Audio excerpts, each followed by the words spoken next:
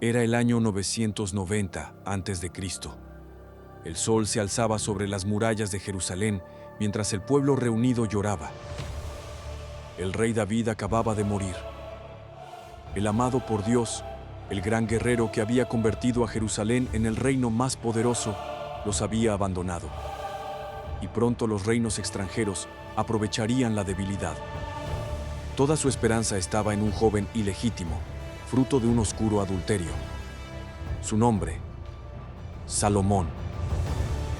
Este no es solo el relato de cómo Salomón llegó a ser el rey más sabio de todos los tiempos, también de su caída, porque Salomón tenía una debilidad: las mujeres. En su harén tenía 700 esposas y 300 concubinas, traídas de todos los rincones del mundo conocido. Más de 1000 mujeres, juntas en convivencia dentro de su gran palacio.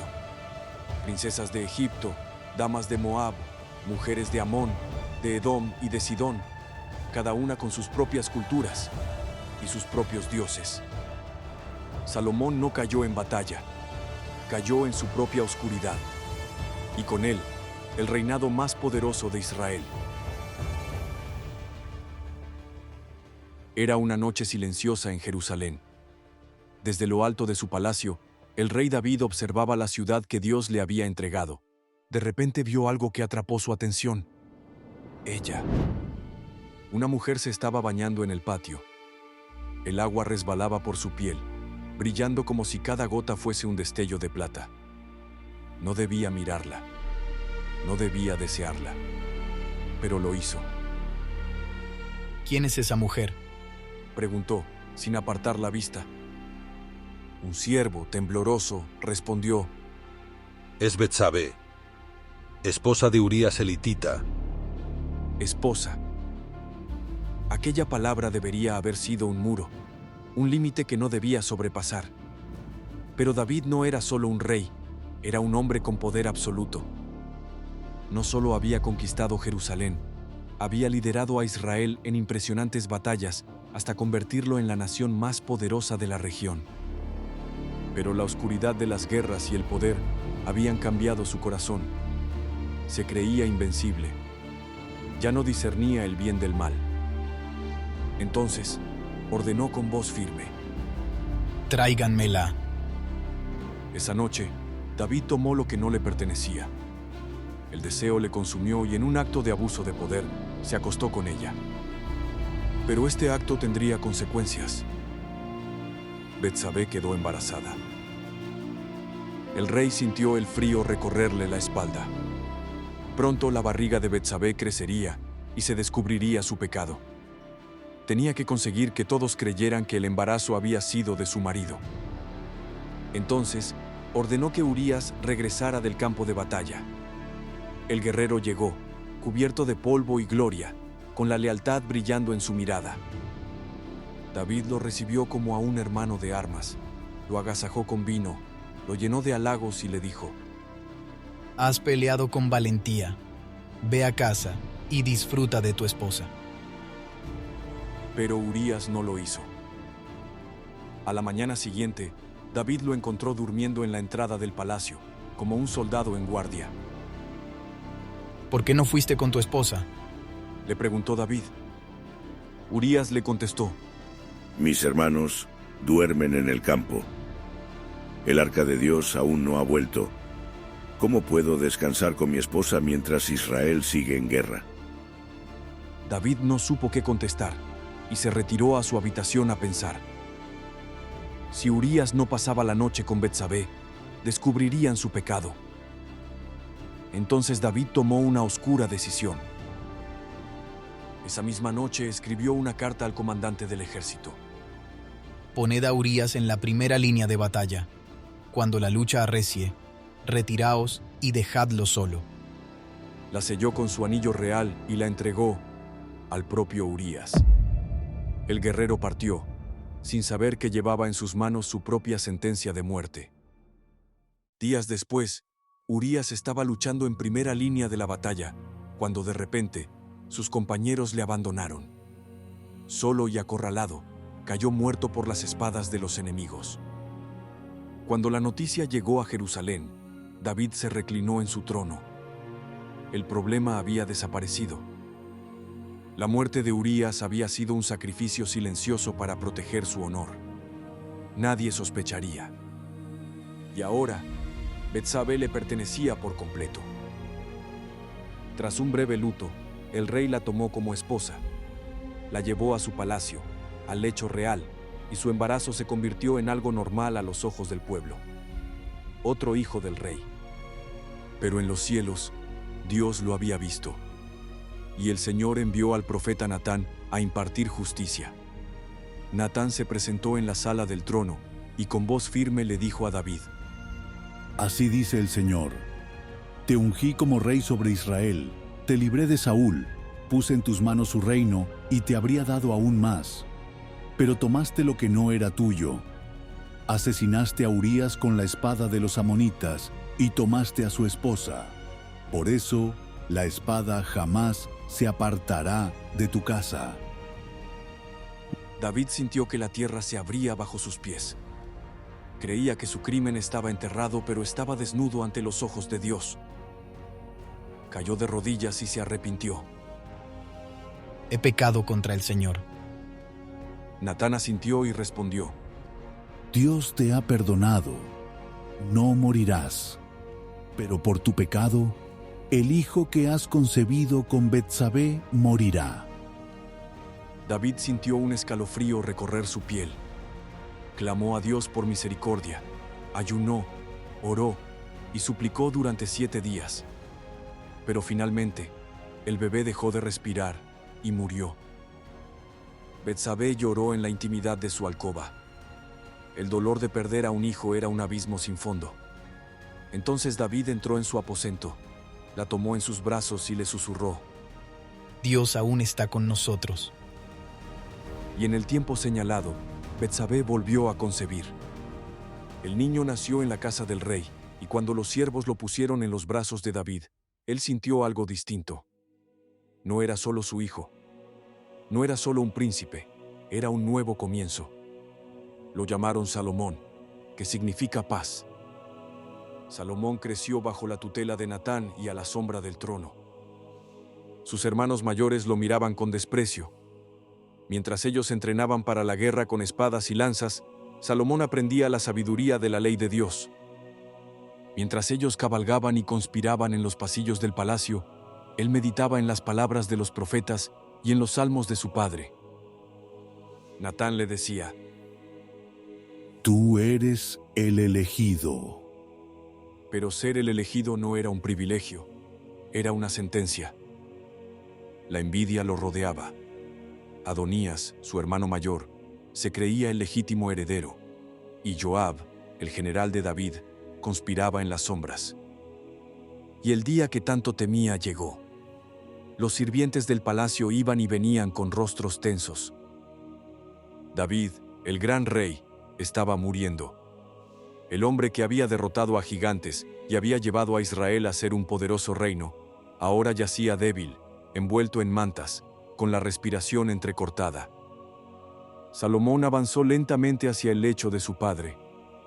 Había pasado su vida preparándose para este momento. Pero ahora, con los ojos de su padre sobre él, se llenó de miedo. David lo miró con esfuerzo y le susurró: Yo sigo el camino de todos en la tierra.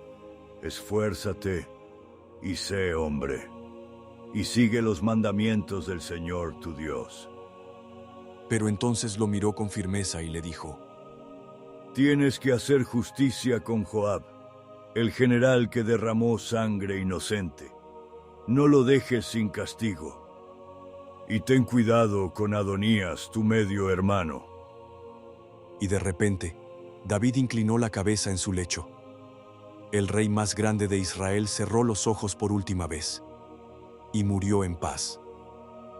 El reino entero lloró la muerte de David, pero el tiempo del duelo no duró mucho, porque ahora Salomón debía demostrar que era un rey fuerte. Y lo hizo. Ordenó la muerte de Adonías y mandó ejecutar a Joab, que no pudo escapar del juicio.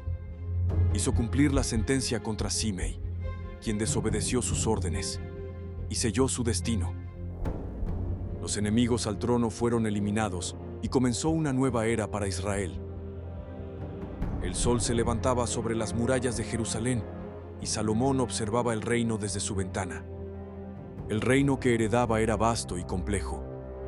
12 tribus, cada una con sus propias tradiciones y conflictos, un ejército que exigía dirección y un pueblo que clamaba por justicia. La responsabilidad era abrumadora. Israel no era solo una nación, era un símbolo. Jerusalén era la ciudad santa, el corazón de la alianza entre Dios y su pueblo. Y el arca del pacto, el sagrado cofre que contenía las tablas de la ley, descansaba en una tienda, esperando un templo digno de su gloria. Entonces Salomón tomó una decisión. No convocó a sus consejeros, ni buscó la sabiduría de los ancianos. Se dirigió a Gabaón, y frente al altar de bronce, Salomón ofreció 1000 holocaustos. El humo flotaba en el aire, como un incienso sagrado elevándose hacia el cielo. Y allí, en la quietud del santuario, Salomón se arrodilló y con una voz llena de reverencia, comenzó a orar. No como un rey cubierto de gloria, sino como un siervo ante su Señor. Oh Señor, mi Dios, tú has hecho reinar a tu siervo en lugar de David, mi padre. Pero yo soy solo un niño. No sé cómo salir ni entrar. Tu siervo está en medio de tu pueblo, al cual tú escogiste. Un pueblo grande, que no se puede contar ni numerar por su multitud. Da, pues, a tu siervo un corazón entendido para juzgar a tu pueblo, para discernir entre lo bueno y lo malo. La noche envolvía a Gabaón en un manto de silencio. Salomón, agotado, se sumió en un profundo sueño. Y en medio del silencio, Dios vino a él. El Creador se le apareció en un sueño y con voz poderosa le dijo: Pídeme lo que quieras que te dé. Salomón sintió su corazón acelerarse. Era la oferta más grande que alguien pudiera recibir. Podía pedir riquezas, ejércitos invencibles, el dominio sobre todas las naciones. Pero en su interior, sabía cuál era su verdadera necesidad. Y con voz firme pero humilde, respondió: Señor, tú hiciste un pacto con mi padre David, y ahora me has puesto a mí como rey en su lugar. Pero soy joven e inexperto. No sé cómo gobernar a este pueblo, tan numeroso como la arena del mar. Y entonces hizo la petición que cambiaría su destino. Dame un corazón sabio y entendido, para juzgar a tu pueblo con justicia, para discernir entre el bien y el mal. Pidió sabiduría y nada más. No pidió riquezas. No pidió la muerte de sus enemigos ni una larga vida. Solo sabiduría para gobernar con justicia. Y entonces Dios respondió: He aquí que te concedo un corazón sabio y entendido, como no ha habido antes de ti otro como tú, ni después de ti lo habrá. Pero Dios no se detuvo ahí, porque Salomón había pedido lo correcto, y Dios le concedió mucho más de lo que había pedido. Además, te daré lo que no pediste, riquezas y gloria, de tal manera que entre los reyes ninguno haya como tú en todos tus días. De repente la visión se disipó, y Salomón despertó, con el corazón latiendo con fuerza. Sabía que no había sido un simple sueño. Dios le había dado su bendición, y con ese don, regresó a Jerusalén con un peso distinto sobre sus hombros. El aire de la ciudad parecía el mismo. Las murallas, los templos, las calles bulliciosas de mercaderes y peregrinos seguían allí. Pero algo había cambiado. Él había cambiado. Cuando entró en su palacio, los príncipes, los ancianos y los consejeros del reino lo miraron con expectación. La noticia se esparció rápidamente. Dios le había hablado y el joven rey ahora tenía un don divino. Pero, ¿era verdad? Pronto, el primer gran juicio pondría a prueba la sabiduría que le había sido dada. Un día, los guardias trajeron ante Salomón un caso que desafiaba la lógica. 2 mujeres de mala reputación se presentaron ante el trono. Sus rostros reflejaban el cansancio del dolor y la desesperación. La primera mujer, con lágrimas en los ojos, se adelantó y habló con angustia. Oh, mi señor, esta mujer y yo vivimos en la misma casa. Cada una dio a luz a un hijo, pero una noche su hijo murió mientras dormía. Y cuando vio que su hijo estaba muerto, se levantó en la oscuridad y cambió a los niños. Tomó a mi hijo y puso a su hijo muerto junto a mí. Cuando desperté, lo vi, pero cuando lo examiné bien, me di cuenta de que no era mi hijo. La segunda mujer la interrumpió con furia. No, el hijo vivo es mío y el muerto es tuyo. ¡Mientes!, gritó la primera. El hijo muerto es tuyo, el vivo es mío. La discusión estalló. Pero Salomón, con el semblante sereno, no se inmutó. Sus ojos observaron a ambas mujeres y ordenó: Traedme una espada. Los guardias trajeron una espada y la entregaron al rey. Salomón la sostuvo por un instante y pronunció su veredicto. Partid en dos al niño vivo y dad la mitad a cada una. Un escalofrío recorrió la sala. La multitud contuvo el aliento. El guardia levantó la espada. Y entonces sucedió lo esperado. La primera mujer soltó un grito desgarrador, se arrodilló ante el rey, su rostro marcado por la desesperación, y suplicó: No, mi señor, dadle el niño a ella, pero no lo matéis. La segunda mujer cruzó los brazos con indiferencia. La respuesta lo confirmó todo. Salomón bajó la espada y señaló a la primera mujer. Esta es la madre verdadera. Entregadle el niño, porque solo una madre prefiere perderlo antes que verlo morir. Los murmullos se transformaron en asombro. Los ancianos se miraron entre sí, impresionados, y los consejeros se inclinaron ante el rey. La noticia se esparció por todo Israel. El pueblo comprendió que Salomón era el juez que Dios había puesto sobre su pueblo. Pero aún había una promesa pendiente, una obra que su padre David había soñado, pero que Dios le había reservado a él: la construcción del templo de Jerusalén, donde descansaría el arca del pacto. Salomón quería levantar un centro espiritual que unificara las 12 tribus y ganarse la lealtad del pueblo. Por eso, antes de poner la primera piedra, hizo alianzas estratégicas. Envió mensajeros a Hiram, rey de Tiro, su aliado, el mismo que había apoyado a David en su reinado. Salomón le escribió: Mi padre quiso edificar una casa para el Señor, pero no se lo permitió. Ahora yo construiré ese templo. Envíame madera de cedro y ciprés, como hiciste con mi padre. Hiram, al recibir la petición, sonrió con satisfacción y, sin dudarlo, envió los mejores materiales del Líbano: maderas que jamás se pudrirían y piedras sacadas de las montañas. Y en agradecimiento, Salomón pagó con abundante trigo y aceite de oliva. La alianza fortaleció el comercio, y en el año 4 del reinado de Salomón empezaron las obras. El lugar elegido fue el monte Moria, el mismo sitio donde Abraham había estado dispuesto a sacrificar a Isaac. Todo debía ser perfecto. No se oían martillos ni hachas en el monte. Las piedras eran labradas en las canteras y traídas ya preparadas. El templo no debía construirse con ruido ni caos, porque era una obra santa. Los mejores artesanos, los obreros más hábiles de Israel y de Tiro, trabajaban día y noche. Y poco a poco, la casa de Dios empezó a tomar forma. La estructura era majestuosa. Sus paredes interiores fueron revestidas de cedro y cubiertas de oro puro. El piso era de madera de ciprés, también recubierto en oro.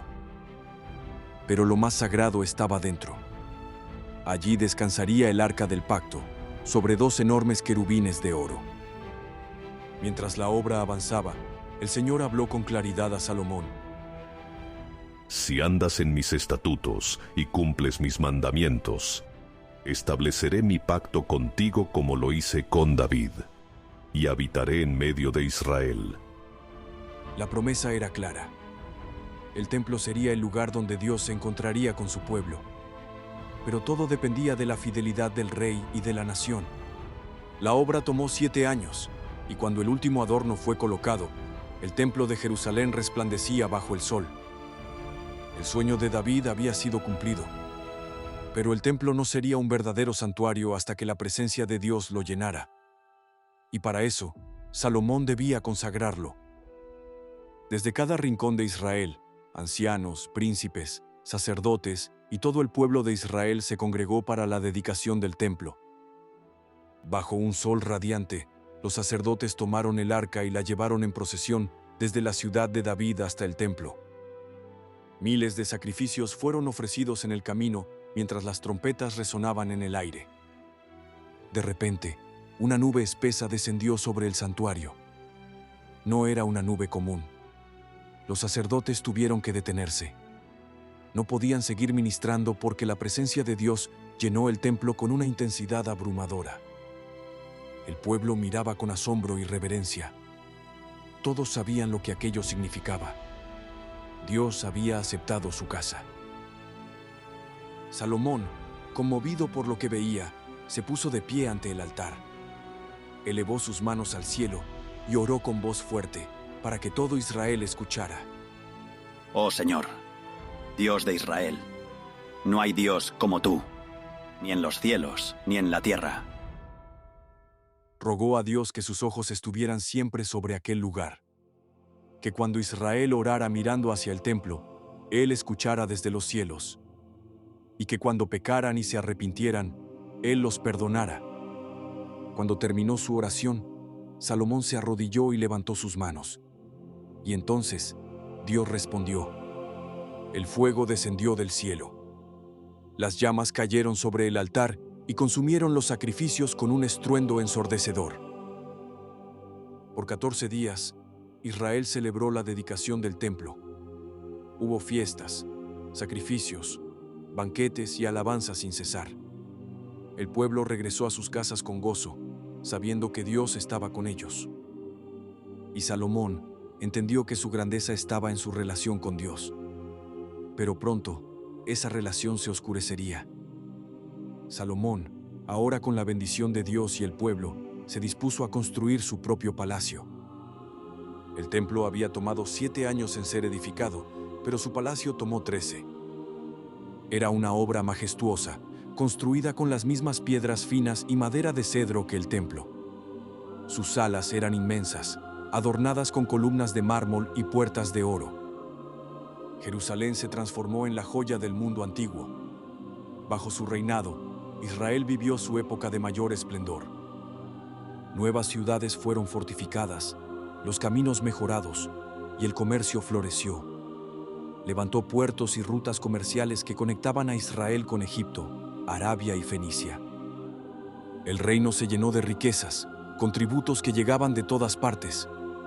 El mundo entero hablaba de Salomón. Y su fama llegó a los oídos de una reina lejana que quería verlo con sus propios ojos. La reina de Saba.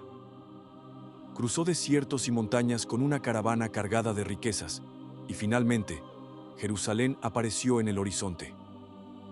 Lo que vio la dejó sin aliento. Se maravilló al ver la grandeza de la ciudad y se dirigió al gran palacio para poner a prueba la sabiduría del rey Salomón. Frente al trono de Salomón, formuló las preguntas más difíciles que pudo imaginar. Enigmas, misterios, dilemas sin solución. Y ante cada una, Salomón respondió con facilidad. No hubo pregunta que no pudiera responder. La reina lo observaba con asombro. Entonces se volvió hacia Salomón y dijo: Todo lo que escuché en mi tierra sobre tu sabiduría y tus riquezas era verdad. Pero ni siquiera me contaron la mitad. Bienaventurados tus siervos que están siempre ante ti y escuchan tu sabiduría, y bendito sea Dios tu Señor, que te ha puesto como rey sobre Israel. La reina, que venía a desafiar su conocimiento, terminó reconociendo al Dios de Israel. Y antes de partir, entregó a Salomón una riqueza sin igual. Los días de Salomón eran días de gloria. Israel nunca había sido tan próspero. Nunca antes un rey de Israel había acumulado tanta riqueza, tanto poder. El oro venía de todas partes, y el palacio brillaba con su esplendor, porque en la Jerusalén de Salomón, el oro reinaba. Construyó una red comercial sin precedentes, y los caminos se expandieron llenos de caravanas y comerciantes. Las naciones lo honraban, los reyes lo buscaban, y los comerciantes viajaban miles de kilómetros solo para ver su esplendor. Israel se había convertido en el centro del mundo. Pero Salomón, en el interior de su majestuoso palacio, ocultaba un secreto: un harén de 1000 mujeres.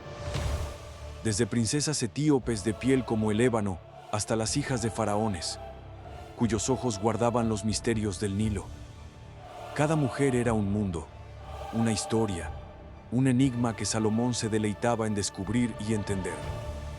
Los pasillos del palacio resonaban con sus risas, susurros y cantos. El harén de Salomón no era solo un símbolo de placer, sino una estrategia de poder. Con cada nueva esposa, sellaba un pacto con una nación. 200 princesas, hijas de reyes, 100 mujeres nobles, de linajes poderosos, y 700 concubinas traídas de los rincones más exóticos del mundo. 1000 mujeres. El palacio era un mundo en sí mismo. Los salones estaban llenos de sedas y perfumes traídos de Egipto, Babilonia y Fenicia. El aire olía a mirra, a áloe y a canela. Los sirvientes se movían entre columnas de mármol, llevando bandejas de frutas doradas, vino dulce y panes finos. Al principio, Salomón creyó tener el control. Creyó que podía amar a sus esposas y seguir a el Señor al mismo tiempo. Pero pronto, las noches del rey se llenaron de banquetes y celebraciones, de danzas sensuales y lujosos vestidos de púrpura y oro.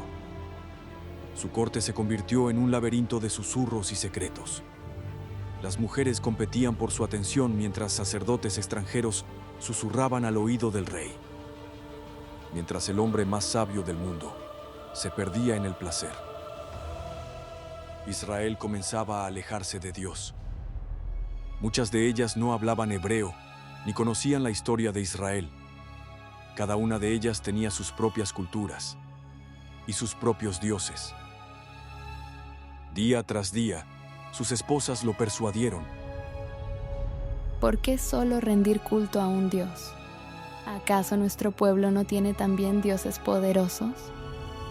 Si te casaste con nosotras, ¿por qué rechazas nuestras creencias? Y finalmente, Salomón cedió. Levantó un santuario para Astarte, la diosa de los sidonios, adorada con ritos de prostitución sagrada. Erigió un altar para Milcom, el dios abominable de los amonitas, y construyó un santuario para Quemos y Moloc, dioses de Moab, a quienes se ofrecían sacrificios con personas. No en tierras lejanas, sino en la misma Jerusalén, en la Tierra Santa, cerca del monte del templo donde la gloria del Señor había descendido. Los profetas miraban con temor y los sacerdotes guardaban silencio, porque sabían que cuando un rey de Israel se apartaba del Señor, las consecuencias eran inminentes. Lo que comenzó como alianzas estratégicas se convirtió en idolatría, y su muestra de poder se convirtió en su mayor debilidad. Pero Dios había visto todo, y con voz firme sentenció: Por cuanto te has apartado de mí, por cuanto no has guardado mi pacto, y te has inclinado ante dioses ajenos, te arrancaré lo que David dejó en tus manos, y te despojaré la gloria que una vez te di. Pero no lo haré en tus días. Por amor a David, tu padre, lo haré en los días de tu hijo, y aunque arrancaré el reino, no lo quitaré todo. Una tribu quedará, una sola. El juicio de Dios había sido pronunciado. Salomón podía seguir sentado en su trono, pero ahora era un hombre marcado. Había perdido el favor del Señor. Y pronto, sus enemigos aprovecharían la debilidad. Desde el sur, en las tierras áridas de Edom, una sombra del pasado se levantó. Hadad, su príncipe, había escapado de niño cuando el ejército de David invadió su tierra. Vio con sus propios ojos cómo los soldados israelitas masacraban a su pueblo y creció con el odio ardiendo en su corazón. Ahora Hadad había ganado el favor del faraón de Egipto y se convirtió en un líder poderoso. Inició una agresiva batalla. Los soldados de Salomón, que nunca habían conocido la guerra, fueron superados. El reino de Salomón empezaba a perder su dominio. Pero Hadad no fue el único que desafió al rey. Desde el norte, otra amenaza surgió. Rezón, un antiguo enemigo de David, había escapado de la guerra y se había convertido en líder de mercenarios. Con el tiempo, tomó control de Damasco y formó su propio reino. Bajo su mando, Siria dejó de ser una simple ciudad-estado y se convirtió en un peligro real para Israel. Desde su trono en Damasco, Rezón odiaba a Salomón. Atacaba las rutas comerciales, saqueaba los territorios del norte y hostigaba las fronteras de Israel sin descanso. El rey sabio, que nunca había tenido que blandir una espada, ahora veía cómo su territorio disminuía cada día.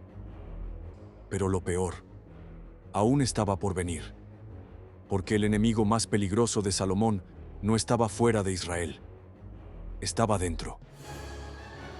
En las entrañas del reino se levantó un hombre que cambiaría la historia de Israel. Su nombre era Jeroboam. No era un príncipe ni un guerrero. Era un hombre con el carisma para liderar y, sobre todo, era un hombre que veía la fragilidad del reino.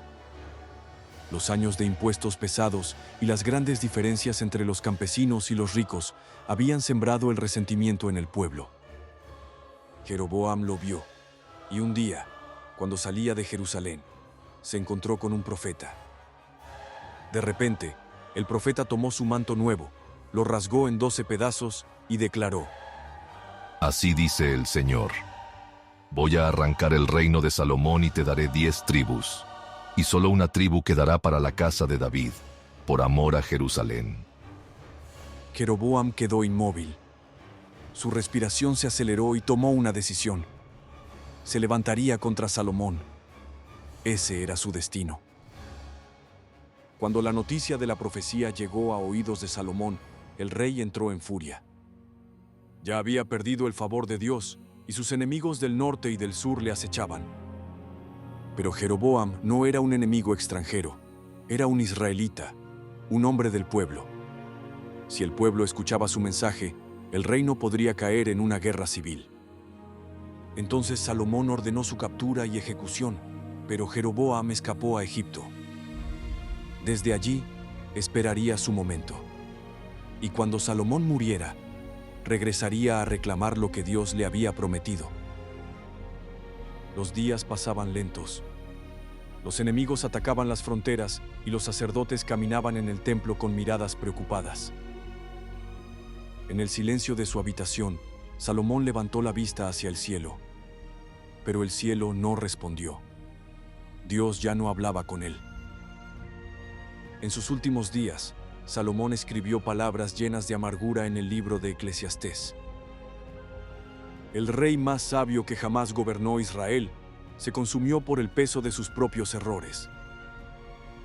En medio de la incertidumbre, Salomón, débil y consumido por los años, exhaló su último aliento. El silencio invadió el palacio. Después de 40 años de reinado, el rey había muerto. La noticia recorrió Jerusalén. Los sacerdotes llevaron su cuerpo a la tumba de su padre David, mientras el pueblo lloraba, aunque en sus corazones la incertidumbre comenzaba a brotar.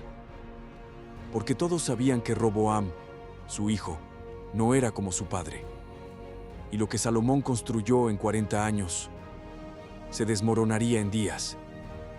Roboam se dirigió a Siquem, la ciudad donde los líderes de las tribus se reunían para proclamarlo rey.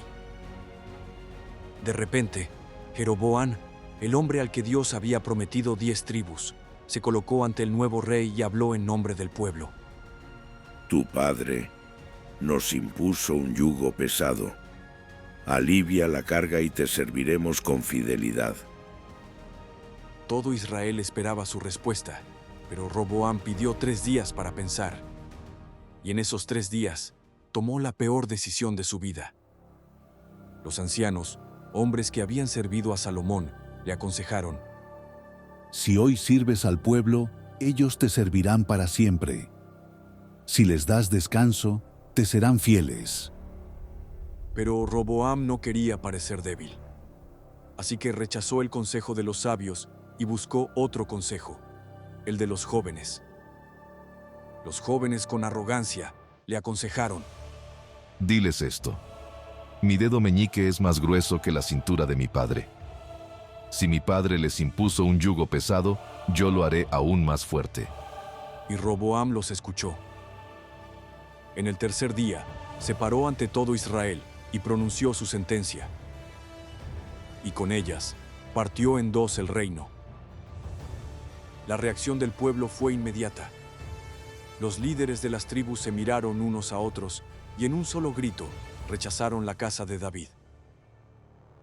Israel ya no era un solo pueblo. Ahora eran 2 naciones enemigas. El juicio de Dios se cumplió. Y así terminó la historia de Salomón y comenzó la era de la división. Cuéntanos en la caja de comentarios qué piensas sobre este gran relato bíblico. Y si no conoces la historia de Job, tienes que conocerla en este video que aparece en pantalla, porque su historia es la mayor prueba de fe en toda la Biblia. Todo creyente debe conocerla. Nos vemos en la historia de Job. Bendiciones para ti y tu familia.